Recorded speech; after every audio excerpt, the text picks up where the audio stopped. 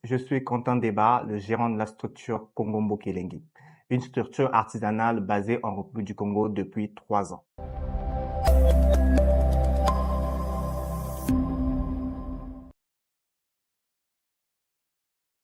Kongombo Kelengi signifie tout simplement en français Congo, pays de joie et de gaieté, ou encore le Congo, quel beau pays.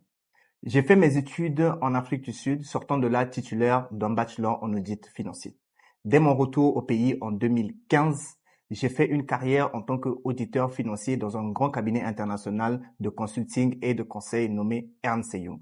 Au cours de cette carrière, j'ai eu pour rôle l'analyse des transactions financières, l'identification des erreurs et des fraudes liées aux entreprises, le renforcement de capacités et de contrôle interne des entreprises, la formulation des recommandations pour l'amélioration de la gestion des structures. En bref, une carrière totalement parallèle de l'artisanat. Une fois terminé avec le cabinet d'audit, alors je me suis lancé dans une carrière en tant que chargé de la conformité dans une organisation américaine pour une période de 2 ans. Pendant ces 2 ans, j'ai eu à faire le même rôle lié aux tâches de la conformité. C'est après cette carrière que je me suis lancé dans l'entrepreneuriat. L'activité principale de Kongombo Kelengi, c'est la personnalisation en apportant une touche spéciale et originale à un morceau de bois qui était supposé être un déchet. Nous sommes dans le grand business des petites attentions.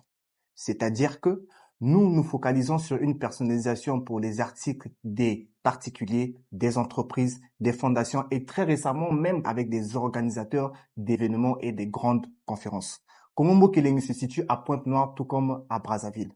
Nous voulons tout simplement apporter une touche originale de gravure sur bois, mais en partant des essences de bois qui ont été utilisées par des grandes usines et qui ont fini comme déchets dans les poubelles. En tant qu'entrepreneur, les défis sont nombreux, mais je peux les circonscrire en 3 grands défis. Le premier défi étant le fait de vouloir changer la perception de l'artisanat comme un métier pour des personnes qui n'ont pas réussi ou bien des personnes qui ne sont pas allées à l'école. C'est pour cela chez Kongombo Kelengi, nous avons mis en place des catalogues professionnels. Nous avons aussi un website que les gens peuvent visiter de temps en temps afin d'avoir des informations sur les différents articles que nous offrons. Le second défi est lié aux infrastructures, notamment les besoins de base, l'eau et l'électricité. Le manque d'électricité nous pousse très souvent à travailler sous groupe électrogène, ce qui entraîne des surcoûts au niveau des activités de la structure, des coûts qui pouvaient être évités ou bien de l'argent qui pouvait être mis dans autre chose pour développer la structure.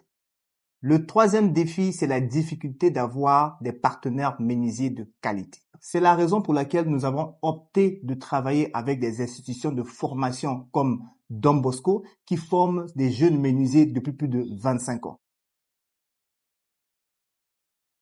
À moyen terme, Kongombo Kelengi envisage s'installer dans les zones économiques spéciales et de se formaliser correctement afin d'attirer des investisseurs sérieux.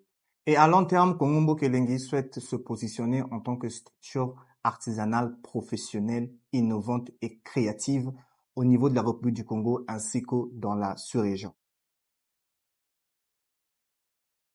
Aux entrepreneurs et aux dirigeants qui sont déjà dans la bulle de l'entrepreneuriat, mon message est simple.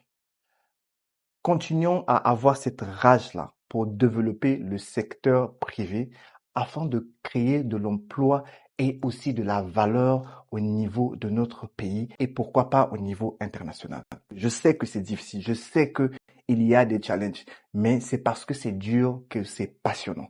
Travaillons pour améliorer et donner une nouvelle image de notre jeunesse congolaise.